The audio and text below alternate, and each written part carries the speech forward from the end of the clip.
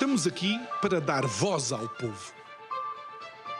Em defesa dos cidadãos. Pela dignidade humana. Todos temos deveres, mas também todos temos direitos. Será que existe justiça? Isto é o povo a falar.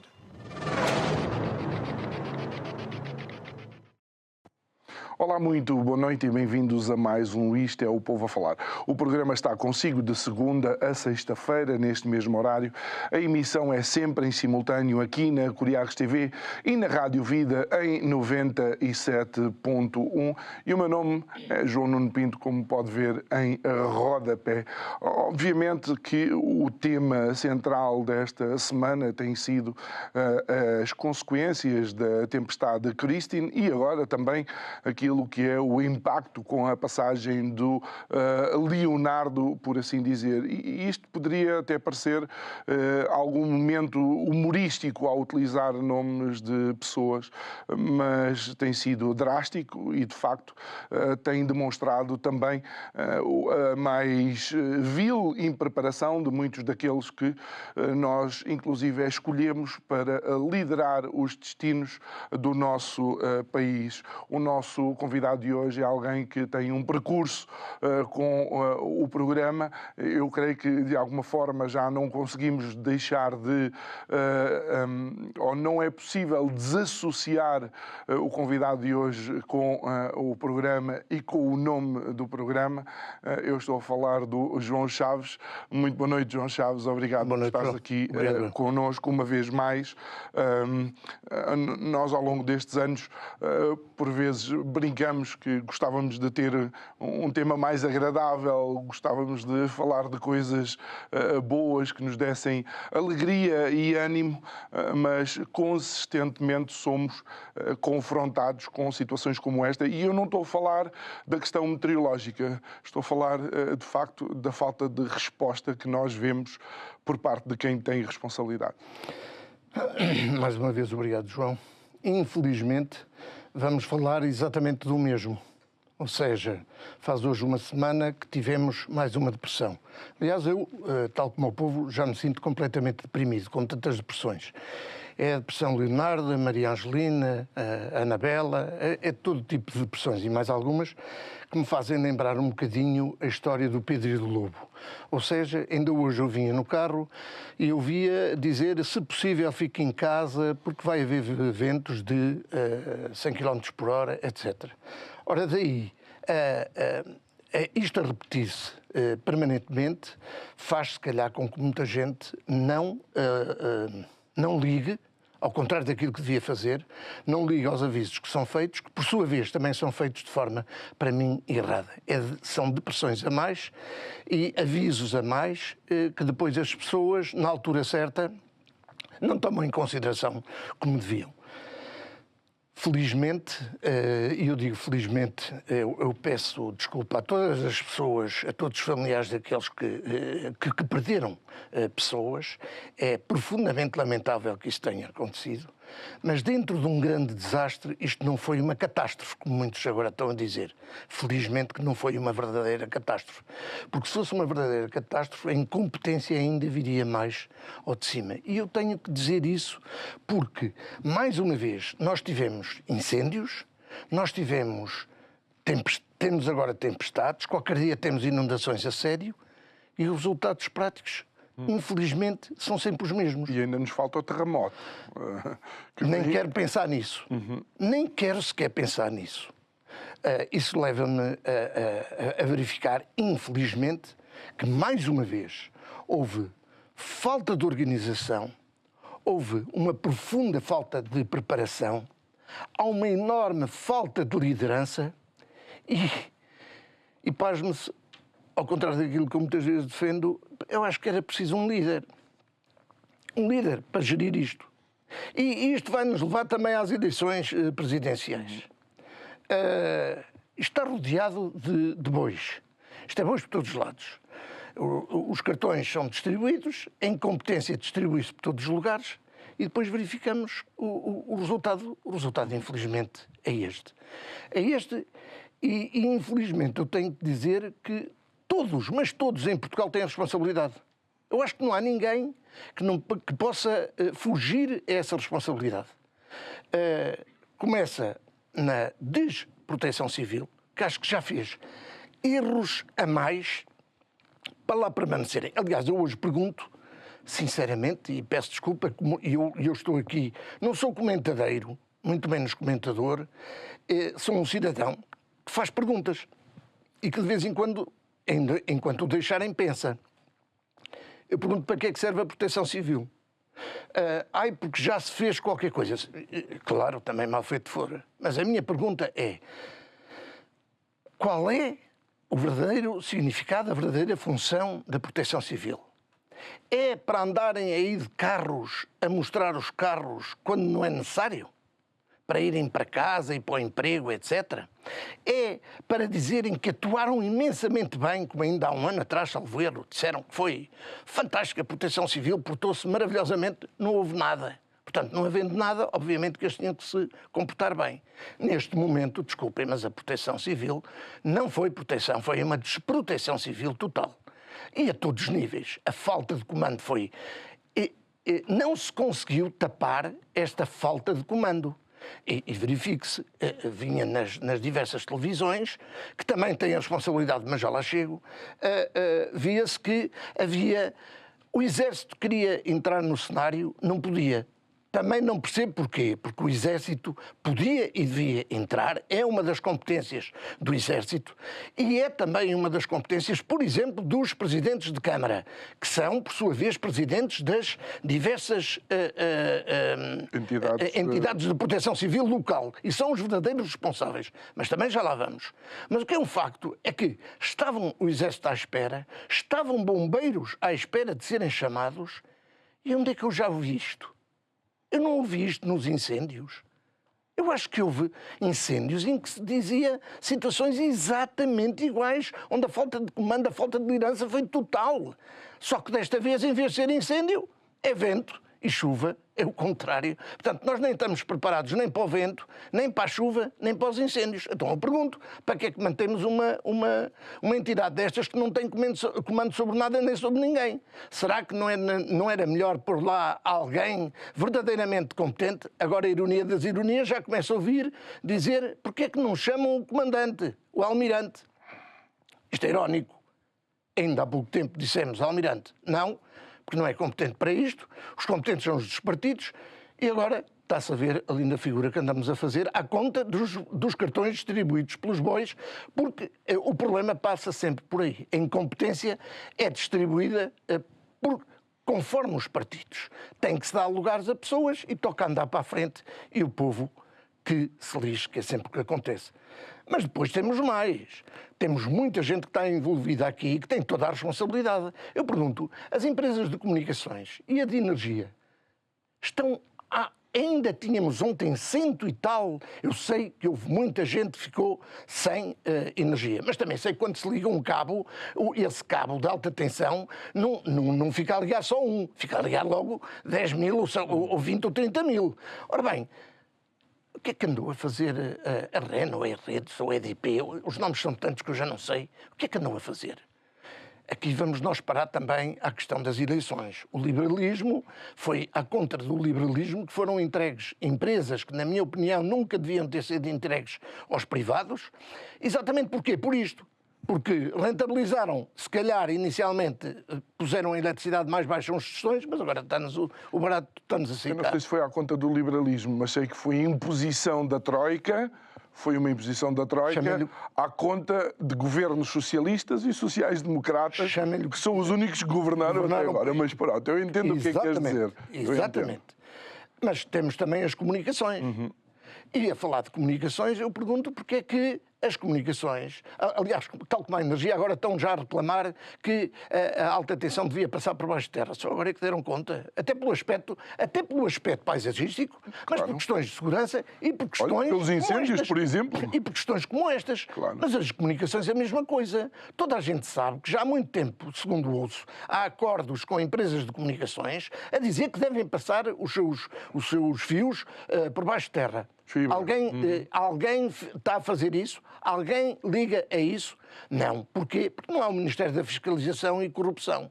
Se houvesse um Ministério da Corrupção e Fiscalização, como a última vez penso que cá estive disse, isto se calhar já não acontecia. Porque isto é verdadeiramente falta de fiscalização. Se eles querem ter nem sei como é, aquele aluguer nem sei como é que se pode chamar a isto. Sim, sim. Eles têm que cumprir regras que são impostas para todos os portugueses. Porque eu também não posso fazer o que quero na minha casa. Portanto, eles também não podem fazer o que querem na nossa casa. Portanto, mais uma vez, verifica-se. E falando em comunicações, eu falo numa coisa que é aterradora. É aterradora. Então, deixem-me ver se é o nome correto que eu apontei. Ciresp. Sabes o que é o Ciresp? Eu apontei Ciresp. Já nem sei. O Ciresp é uma coisa que desde o início diz que não funcionava. Isso ainda está a funcionar? É nisso que se baseiam? Eu ouvi o Camilo Lourenço perguntar, espera aí, mas não era mais fácil todos os indivíduos pagarem 46 euros por mês para essa publicidade para aderirem ao Starlink? Ou então comprarem, desgraçado do exército, se vai andar por telemóvel a atacar. Hoje atacamos pela MEO, depois atacam pela Vodafone, vai a Vodafone e a MEO ao ar e eles não conseguimos atacar porque eu não sei onde é que está o inimigo. Quer dizer, isto se não fosse gravíssimo, era uma série de banda desenhada das mais cómicas que se podia fazer. Acabem-me com o Ciresp de uma... Parece a guerra do soldado. Completamente. O soldado ao pé disto é uma brincadeira. O soldado ao pé disto é uma coisa muito de leve. Isto é dramático. Isto é dramático. Depois há há mais gente que está envolvida nisto. Os presidentes de Câmara, eu já vou falar no Primeiro-Ministro e nos ministros, que têm responsabilidades na matéria, e grandes, e que só fizeram asneira, na minha opinião. Infelizmente, mais valia terem ficado com a boca calada. Mas os presidentes de Câmara, desculpem lá, os presidentes da Proteção Civil local e os presidentes de Câmara são a mesma coisa. Portanto, os presidentes de Câmara é que têm que criar imediatamente reuniões permanentes de ataque à situação. É muito bonito andarem na zona e têm que ver o que é que aconteceu nesta ou naquela zona, mas depois têm que começar a tomar decisões, que isso é que é uma coisa que eu não sei se são capazes e para a qual não sei se estão preparados. Porquê? Porque já se viu como é que nós somos. Nós isto é tudo no papel. Por isso é que eu vou falar no Presidente da República aquilo que disse que é catastrófico. É uma catástrofe em cima de outra catástrofe. Quer dizer, então os Presidentes de Câmara e os Presidentes de Junta não sabem que em vez de comprarem luzes de Natal ou fazerem festas no verão, que todo o povo gosta, e esse é que é o problema, com papas e bolos se enganam os tolos, eu juntaria com festas, papas e bolos se enganam os tolos, porque é que não compraram... Porquê é que não têm nenhuns, como é que se chama? Não é acumuladores geradores. Porquê é que não têm geradores? Porquê é que não estão ligados? Porquê é que não têm uma rede de comunicações redundante em relação a esta rede? Que é normal, que é minha. Eu não estou preparado para gerir o país. Eu tenho a minha rede telefónica, se falhar, pronto, paciência durante uns tempos. Agora, eles não, eles têm que estar em contacto uns com os outros. O que é que eles andaram a fazer este tempo todo? O que é que alguém...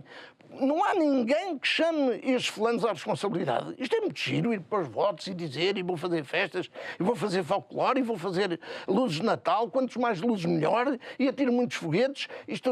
A quantidade de votos é proporcional ao número de foguetes atirado. Então e agora? E agora não dizem nada? Não há responsabilidade nenhuma de mais ninguém?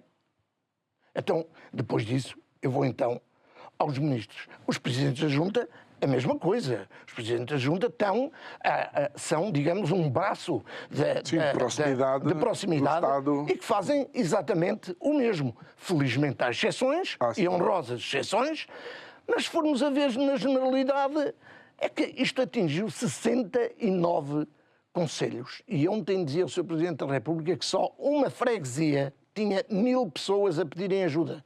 69 concelhos, basta fazer, digo como costuma fazer o Partido Socialista, basta fazerem as contas para verem a enormidade que isto é. Agora imaginem se isto, em vez de 10 mortos, que são gravíssimos, imaginem o que era se isto tivesse 100, 200 mil, 2.000 mortos. Isto era, aí sim, era uma verdadeira catástrofe. Isto foi um desastre enorme. Isto foi uma coisa que Portugal, porque Portugal nunca passou, mas não nos esqueçamos que nós devíamos estar preparados para um terremoto. Ora, nós não estamos preparados nem para isto. Pergunto mais uma vez, para que é que serve a desproteção civil? Se não seria melhor acabarem com este organismo ou então porem lá alguém verdadeiramente competente? Olha, João, nestes momentos assim, normalmente a voz de comando pode ser o necessário para que as pessoas entendam o rumo, para que vejam quais são as possibilidades, para que de alguma forma até se tranquilizem e comecem a gerir, obviamente, a gerir os danos que possam ter acontecido, mas a verdade é que vozes que ouvimos falharam redondamente. Completamente. Começou por uma... coitado, ele já é para aí a segunda ou terceira que faz, não deve ter propensão para isso. O Primeiro-Ministro fez uma declaração que... Aquela conferência de imprensa, aquilo sim é uma catástrofe. Pronto. Não, houve várias catástrofes em cima desta catástrofe. E eu já lá ia a seguir. As dos ministros. Um ministro, vamos lá ver, nós também temos que ter a noção, e eu tenho, de que o ministro não existe para estar ali a falar e a mandar habitados. Nós estamos habituados a isso, mas era bom que nos desabituássemos, que eles tinham que estar a gerir a situação de crise. O problema é que nem uma coisa nem outra. E quando abrem a boca, pelo menos deviam saber o que é que diziam e conter-se o mais possível. Agora, quando abrem a boca da maneira como abriram, eles é que se expõem. Eles é que se expõem. Vamos lá ver, houve aqui situações que foram perfeitamente aberrantes. A do Primeiro-Ministro começou logo.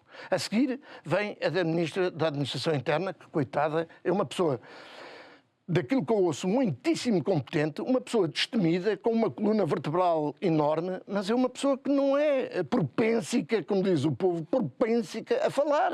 Não sabe comunicar. Mas ela até se pensava, pronto, ela foi um desastre, acabou. Não, continuaram. E continuaram como? Veio o Ministro da Coesão Territorial, que disse barbaridades. Disse outras barbaridades.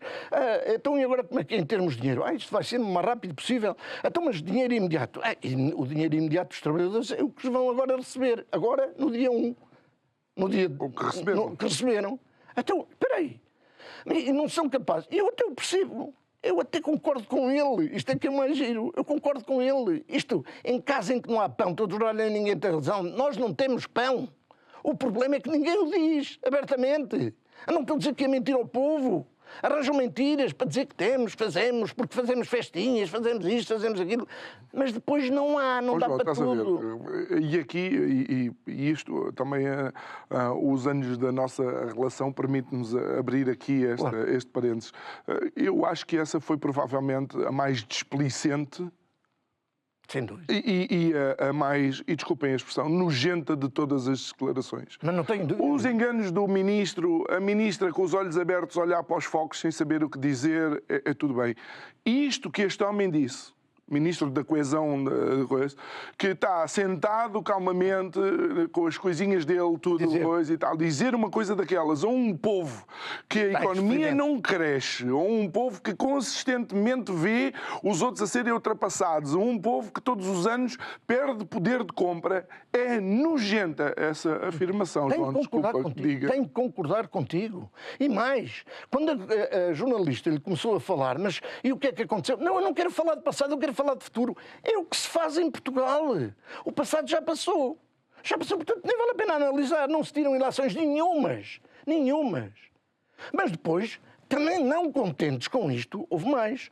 Houve o Ministro das Filmagens. Aproveitando este filme todo, faz um filme de autopromoção Depois arranjou uma desculpa ainda mais desastrosa do que do filme, onde se via ele a trabalhar, a roer unhas, porque estava nervoso, não sabia o que é que havia de fazer da vida, e então filmaram-no a roer as unhas, certamente era o que eu faria, porque também não saberia resolver, mas eu não sou ministro e ele era. Um vídeo que teve nas redes sociais, Leitão Amaro. Ser ministro, nem sei de que é, porque são tantos ministros, e eles baralham-se com os cargos, roer as unhas, e eu percebi, a parte que eu mais gostei foi ele a roer as unhas, que era a única que eu também sabia fazer, mas eu não sou ministro, e ele é. Mas ainda veio outra coisa. É o ministro da barraca. Armou uma barraca, esse é que foi uma verdadeira barraca, que foi o ministro da Defesa.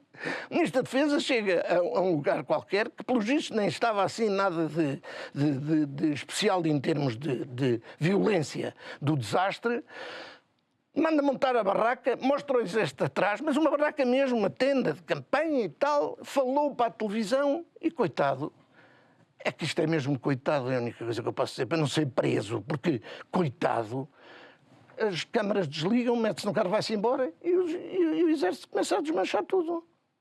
Quando ele disse que estavam não sei quantos mil já no terreno, não era verdade. Ainda hoje não estão. E a minha pergunta é porquê é que não estão? Porque isto é uma guerra de quintais. Nós continuamos a ser geridos por uma guerra de quintais. Ontem, ou anteontem, ouvi o Paulo Moraes aqui neste programa, que é um programa onde ainda se pode falar e onde ainda há diversas opiniões, que é uma coisa que nós não estamos habituados em Portugal. Nós em Portugal temos que ter comentadeiros só de uma secção e mais nada, e vamos lá. E um ao outro, assim fora. Esse geralmente é afastado. Passado alguns tempos, torna-se incómodo e é afastado.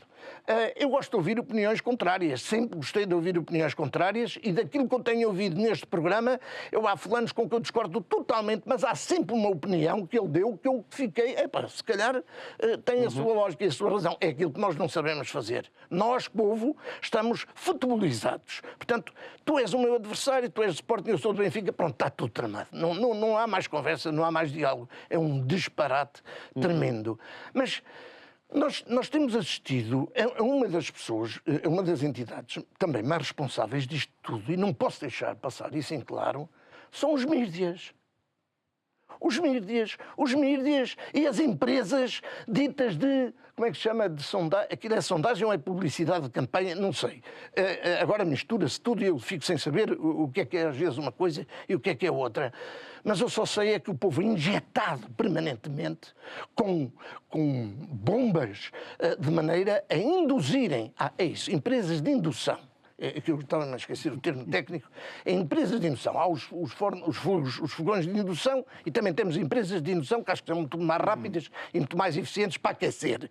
E então aquecem o povo com essas induções a que chamam sondagens. E sondagens que levam sempre para um determinado objetivo. Eu acho isso catastrófico, acho isso João, péssimo. Nós já lá vamos porque queremos falar um bocadinho da campanha para estas presidenciais, que é já no próximo domingo, mas eu aqui tenho que referir uma coisa.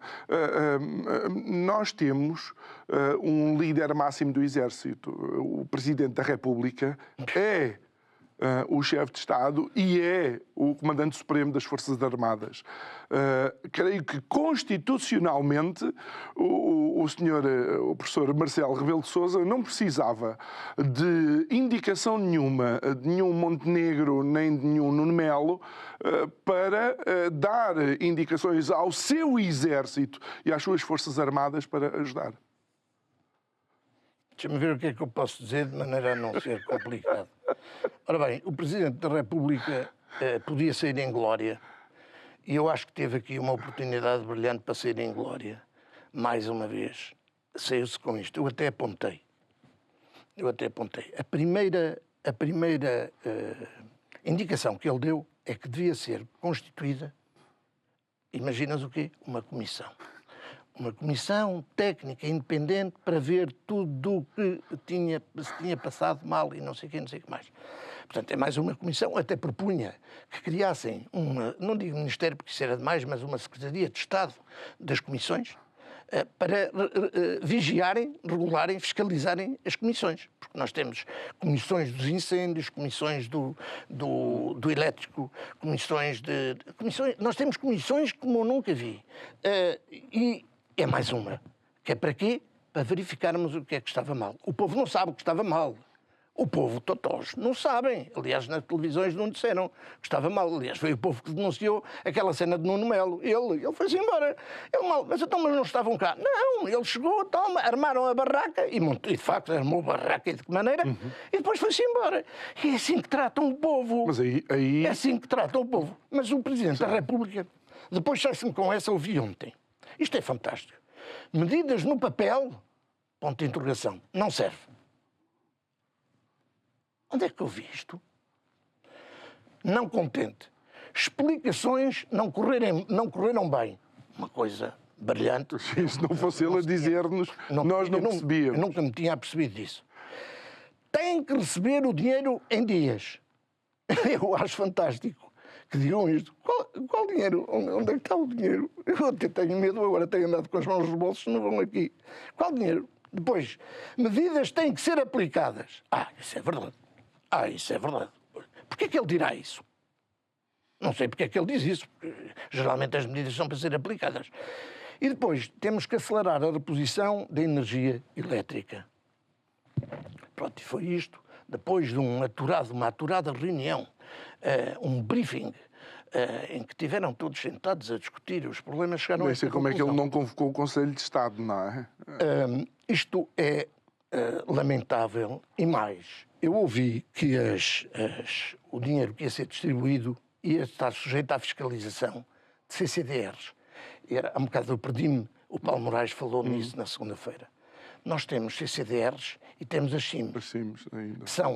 Nós não devíamos ser redundantes, ou seja, outras estradas, outras vias férreas para dar a volta. Contingência. Planos de contingência, nem se sabe o que isso é.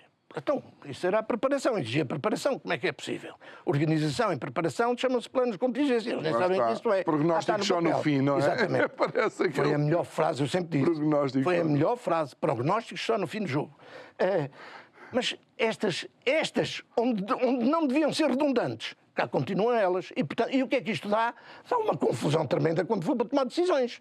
Ninguém toma decisões. A CIM vai para um lado, a CCDR vai para o outro, o Governo vai para o outro, o Presidente da Câmara para o outro. Mas serve para distribuir postos pelos bois, como dizias. Exatamente. Olha, e em que é que tudo isto achas que pode estar a condicionar as presidenciais do próximo domingo? E eu tenho que fazer esta pergunta. Será que realmente dia 8... Portugal, de uma forma geral, todos estamos nas mesmas condições para irmos exercer o nosso dever e o nosso direito ao voto? Deixa-me só dizer uma coisa, um bocado que me esqueci. Até os comboios falharam. Os comboios, nós queremos ter um comboio dito de alta velocidade que vai demorar menos 15 minutos que aquele que existe hoje, mas de muito alta velocidade. Para 15 minutos vamos gastar não sei quantos milhões. Não funciona. Portanto, a alta velocidade, se fosse agora, se estivesse a funcionar, parava. Pronto, não havia comboios para mais nenhum. Se quiseres, vais a pé, porque autocarros também não prepararam. Nada disto funcionou. Nada disto estava... Isto era simples. Era uma lista de picking. Aquilo é que tu estás a dizer. Plano de contingência faz por picking. Se acontecer isto, faço isto. E se acontecer aquilo, tem que ser aquilo. Como se fosse uma checklist. Olha, João, mas espera, deixa-me dizer-te uma coisa. O Alfa Pendular, quando veio, até hoje, o Alfa Pendular também nunca andou à velocidade que era suposto andar. Ou seja, nunca foi utilizado na sua produtividade e eficácia máxima. Então, mas se andasse não tinha ainda menos razão de ser. Tinha este TGV. Se ele andasse à velocidade que estava prevista, ainda menos razão de ser. Tinha então, fazer só para isto é bem, pronto, não posso falar porque nós não agimos, nós reagimos e mal. E está provado que nós reagimos e mal. E agora, isto tem tudo a ver, parecendo que não, tem tudo a ver com as eleições. Tudo a ver com as eleições. Nós pusemos, mais uma vez, nós tentamos ser dualistas. Nós estamos a pôr, segundo dizem, a democracia contra a ditadura. Ora, eu não acredito, nem acredito que seja a defesa da democracia, nem acredito que seja a ditadura que vem aí. O que eu acho é que estamos perante dois tipos de incompetências. E isto, infelizmente, eu estou à vontade para dizer isto, porque, como é sabido, eu defendo há muito tempo que o lugar do Presidente da República, pelo menos isso, não devia existir. nós devíamos criar um conselho, uma Assembleia de Cidadãos, com formas que eu já aqui expliquei uma vez, não vale a pena estar-me a repetir, e que seria de certeza muitíssimo mais vantajoso E mais para barato. o povo, muito mais barato, muitíssimo mais consequente e que evitaria um conjunto de coisas, nomeadamente uma maior fiscalização onde a deve haver e uma corrupção reduzida num número muito significativo. Porque uma coisa é controlar um fulano, ou dois ou três, outra coisa é controlar, por exemplo, uma Assembleia de 100 fulanos, onde não se sabe o que é que pode vir a acontecer. Portanto, levava pelo menos os corruptos a pensarem duas vezes se haviam de arriscar ou não a perder esse dinheiro. Mas é aquilo que eu digo, nós estamos perante duas formas de incompetência. E tu dizes-me assim, então, mas consideras o António José Seguro incompetente? Não. Eu tenho boa impressão do António José Seguro. Acho que o António José Seguro é um homem que já deu provas de verticalidade. Tem para mim uma vantagem enorme. Foi o único que conseguiu fazer frente ao António Costa e dizer-lhe de frente aquilo que ele merecia ouvir. Portanto, só isso já era para mim uma enorme vantagem. E há sempre um mas, e eu com isto não me quero desculpar, eu acho que ele que é... Dizem que ele é lento ou calmo. Não, eu acho, não posso dizer que seja frouxo. É uma maneira de atuar, é mais pacato, é mais reservado. Mas eu acho que Portugal precisava de alguém que desse um murro na mesa em muitos dos lugares. Posso me enganar, e Deus queira que sim. Eu viria aqui com todo o gosto daqui a 2, 3 anos dizer enganei-me redondamente e isto foi a escolha certa. Mas eu penso que, infelizmente, vai corresponder a alguma incompetência. Okay. E porquê?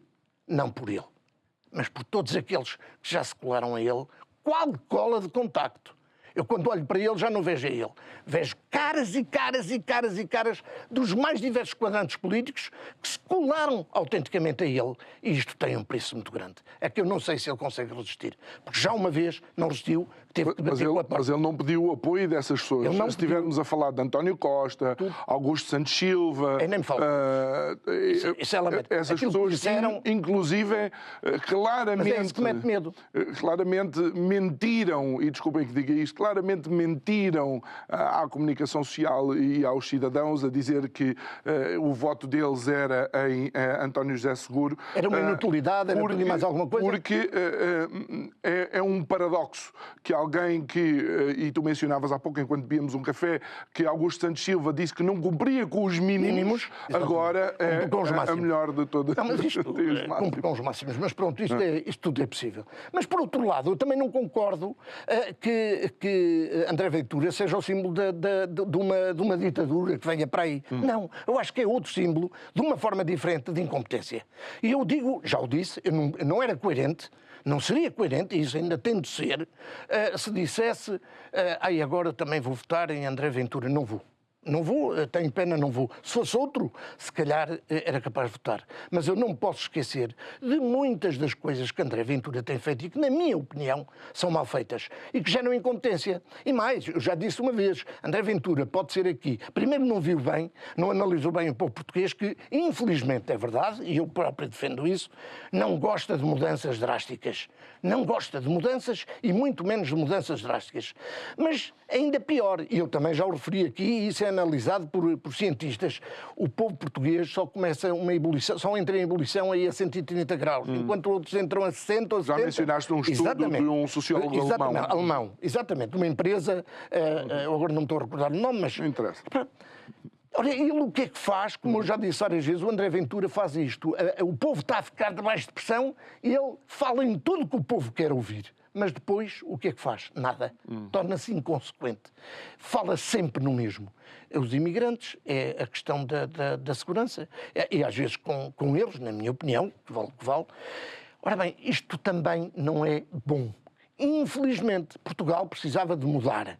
Na minha opinião, precisava de mudar, porque nós temos sido governados há muitos anos pelos mesmos. António José Seguro, até certo ponto, acho que representa um bocado esses mesmos. Um bocado, eu digo um bocado porque eu acredito que ele não represente verdadeiramente, mas os que estão colados a ele vão fazer uma pressão brutal para que aquilo assim seja. E já o dizem. Até porque vem em António José Seguro uma bola de salvação para o PS. Ou um balão de salvação, uma boia. Pois, mas isso é que me admira, não é só para o PS. É para muitos outros que diziam cobras e lagartos do PS. E dizem-me que é por causa da democracia. não compro isso. Agora, Mas não achas por que... incompetência, talvez, eu acho que as cenas que eu vi, por exemplo, o André Ventura a dizer, ele que diz que somos contra os subsídios, não sei o que mais, 500 euros é pouco. Num país que são uma cambada de tesos, o que queriam dar? Pensavam que iam dar o quê? Então eu pergunto, que há um que eu ainda não falei, que tem responsabilidade nisto tudo também, é o povo. O povo, a não ser os voluntários que mais uma vez apareceram, como nos incêndios, e é sempre assim, os voluntários aparecem sempre. Porquê? Porque se lembram daquela frase em Espanha, que é só o povo salva o povo, mas ninguém o vai salvar. É verdade. O povo sabe, infelizmente, que só ele é que se pode salvar a si mesmo. E é aquilo que eu defendo. É a democracia participativa ou direta. João, mais nada, o resto é conversa. Ao longo dos anos, e esta é mais uma evidência disso, ao longo dos anos aquilo que nós temos visto consistentemente é que nós, portugueses, somos incapazes de nos agregar e de nos juntar, mesmo que algo prejudique todos. Nós vamos sempre olhar para a nossa capelinha, para a camisola do nosso clube de futebol, para a nossa tribuzinha. Nós somos incapazes de sermos nós a dar o murro na mesa, de partir a mesa se for necessário. O nosso 25 de Abril não foi um 25 de Abril, não foi a revolução do povo. Esqueçam, isso foi romantizado ou não, mas é uma mentira. Foi uma atitude corporativa de alguém, e isso leva-nos às vezes a pensar que realmente, pronto, estamos... É o nosso fado. Mas eu não concordo contigo, por isso é que eu defendo a democracia participativa. A direta seria para mim a mais correta, mas pelo menos a participativa. E eu não concordo contigo porquê? Porque se verificares, e agora está comprovado isso, que são todos contra... Se eu fosse a eleições, não eram os 7 ou 8, lá quantos são, contra 1. Eram os 8 mais 1 contra mim. Porquê? Porque ninguém quer. Porque no dia em que a democracia participativa ou direta existir, há muitos destes bois que vão ao ar. Não são necessários. Porquê? Porque o povo vai começar a decidir. E o povo decide, mas o povo não sabe para onde há de ir. Não. Então, e as eleições? Cambada de burros, então, eles para as eleições são bons, mas para o resto já não sabem. Eles não têm juízo para isso. Não têm juízo porquê? Porque ninguém lhes dá as informações corretas. A partir do momento em que dessem as informações corretas, em que não houvesse segredos, em que não houvesse contratos com linhas escondidas e tudo isso, o povo mal ou bem decidiria. E depois o que é que fazia? Então arranjava um verdadeiro executivo. E isso é o que aparece em países civilizados. E nós não queremos que fale nisso. O que era o executivo? Era aquele que executava as ideias que foram passadas pelo povo. O povo dizia que era preciso fazer aquilo e arranjava alguém com capacidade para executar o melhor, o mais rapidamente e de forma mais barata e menos corrupta, aquilo mesmo que foi decidido. Mas isso não querem. Claro que não querem. Por isso é que são todos contra isso. Quando eu falo nisso, são todos. Isso então eu tinha toda a gente contra mim. Mas eu continuo a defender isso, porque eu acho que nesse aspecto eu tenho ainda muita pena do povo. Porquê? Porque eu continuo a dizer, o povo todos os dias leva com bombas de indução. De indução. Bombas de indução autêntica, a que chamam sondagens, ou a que chamam outras coisas, ou como é agora tem o nome... Tracking poll. Tracking poll, nem sei o que é que isso quer dizer, eu não sei inglês, ou só sei português, não conseguem dar nomes portugueses, mas assim é mais inteligente, porque se fosse uma coisa que era a sondagem comparada, ninguém percebia o que era. Tracking poll é uma coisa com um nível fantástico. Eu ouço esse nome, Tracking poll, e só me lembro dos varões para se fazer aquelas danças eróticas, é uma coisa impressionante. Enfim. Não, calma que a esta hora ainda nos obrigam a pôr a bolinha vermelha ali no canto superior. Olha, João, quais são as tuas expectativas também para o dia seguinte, independentemente de quem venha a vencer? Algo que tem sido dito aqui à mesa é que para já há um derrotado, que é o Primeiro-Ministro. Montenegro já saiu derrotado destas presidenciais. Olha, eu sinceramente punha grande fé nele. Comecei a ver de quem se estava a rodear e comecei a ver que não era por este tipo de... Tenho que ser honesto, não é por este tipo de má comunicação que fazem. Não. Quase todos eles são maus comunicadores. para uns maus mírdías temos más respostas. E viu-se na campanha. A campanha da Presidência da República foi tudo menos a Presidência da República. Aquilo dava para um jogo de futebol, uma associação de estudantes, dava para uma presidência de um clube de futebol, dava para tudo, menos para a Presidência da República. Perguntas sobre a Presidência da República ninguém fez, porque não sabe fazer. Isso eu também questiono. Então, para que é necessária a Presidência da República? Eu questiono. Para mim, não é. Mas acho que nós vamos ter, infelizmente, mais do mesmo, que é isso que queremos, e eu seria levado a dizer, deprimido como ando, à conta dessas pressões todas, eu diria que era por escolha do povo. Infelizmente, eu tenho que dizer que não. Que é, até nas democracias diretas está prevista a possibilidade de anular e retirar voto a demagogos. Ora, se nós temos em excesso, é demagogos. Nós temos demagogos em excesso e gente que dá opiniões conforme o preço. Eu tenho uma página que se chama Larápios. E o Larápios era Lúcio António Rufus Ápios. E o que era? É a maneira dele assinar sem ninguém o conhecer. E o que era isso? O que é que ele fazia? Ele pagava, ele dava, assinava e emitia uma determinada ordem conforme lhe pagassem mais. Ora bem, nós temos muitos demagogos ou larápios. Ou larápios. Olha, João, ainda assim, deixa-me colocar-te outra vez a questão que eu coloquei há pouco. Achas que era importante, uma vez que temos uma Constituição, na Constituição todos os portugueses devem ter igualdade de oportunidade e todos somos iguais diante daquilo que são, por assim dizer, os mecanismos democráticos. Depois do que vimos com os nossos imigrantes, com muitos a não conseguir votar, será que estão mesmo garantidas para domingo as condições para que todos os cidadãos possam cumprir com o seu dever? Não, claro que não. Aliás, viu-se, se não se conseguiu há uns tempos atrás, quando tiveram este tempo todo de preparação, embora até nisso não tivessem conseguido fazer aquilo direito, porque puseram lá mais fulanos que aqueles que na realidade eram. E ninguém, isto é um... E depois, eu não sei, o fulano que fez aquilo já foi posto na rua? Não, devem ter pedido desculpa ainda por cima. E deve ter ido para casa descansar porque estava cansado. Porque despedir um funcionário público... Não é possível. Pronto. Também, sim, exato. Mas não há responsabilidades de nada. Neste país não há responsabilidades de nada. Portanto, como não há responsabilidades de nada, eu sou levado a crer que não vão alterar nada, não vão poder fazer nada, porque agora acredito, já nem há tempo. Agora, a minha pergunta é, fazem aquilo... É sempre a mesma coisa. Umas eleições, o que é que precisa? Papel. Para quê? Para os boletins de voto. O que é preciso também? Caixas. E caixas que estejam vazias, não ainda com votos ou com alguns votos. Há uma data, só têm que fazer uma lista e depois fazerem o picking. Mais nada. Se fizerem assim tudo... Eu tive um professor meu em medicina que fazia isso. E ele disse, em medicina, utilizava isso. E dizia, quando algo estava mal, ele abortava. Bastava haver duas coisas que estivessem a bater mal, ele abortava a decisão. Aqui é igual. Pá, será que eles não sabem pôr uma cruz? Uma cruz, mas não é no boletim de voto. Isso querem eles. Até, se possível, eram eles que votavam por mim.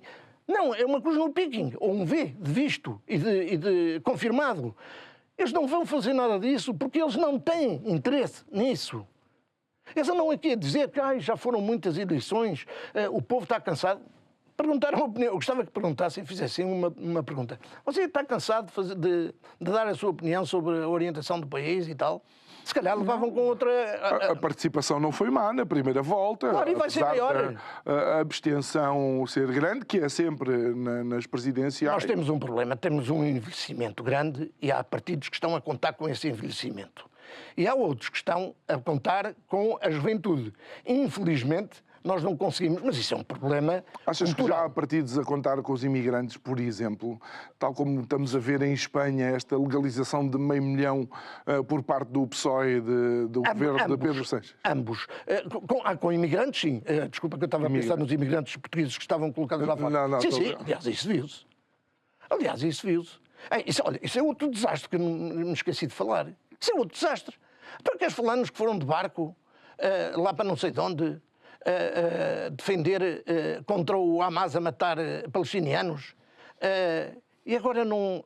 Não aparecem? Não, só se foram de barco, pronto. já percebi. Pois. E aquilo, a barra está fechada e eles não de saem barco do não barco. podem ir.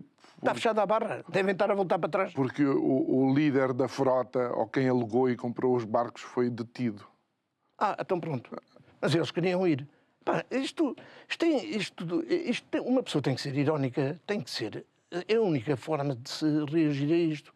Ninguém, mais uma vez repito, há uma entidade que está de parabéns nisto tudo. É o povo português dos voluntários. Mais uma vez, com os impostos todos ruinosos que temos que pagar, com as falhas que existem no sistema a todos os níveis, com as taxas e taxinhas de que somos sobrecarregados, com toda a solidariedade que temos que fazer para o Banco Alimentar, para a Igreja, para o clube de não sei quê, que também já está a apoiar. Quem é que foi varrer as ruas? Quem é que foi? É que nem isso tiveram o bom senso num papelinho de dizer, podia lá estar em baixo, mas é limpar João, mas eu aqui vou-te pôr também o mesmo desafio que eu coloquei ao Paulo de Moraes no início da semana. Eu também vi muitos comportamentos por parte do povo português que demonstra um déficit de civismo. O não guardar determinadas coisas que estavam na varanda. Eu vejo no verão a deitar beatas pelas janelas dos carros. João, mas a falta de cultura é exatamente igual como a falta de história. O povo português não conhece a nossa história, portanto, como é que pode defender um país que não conhece?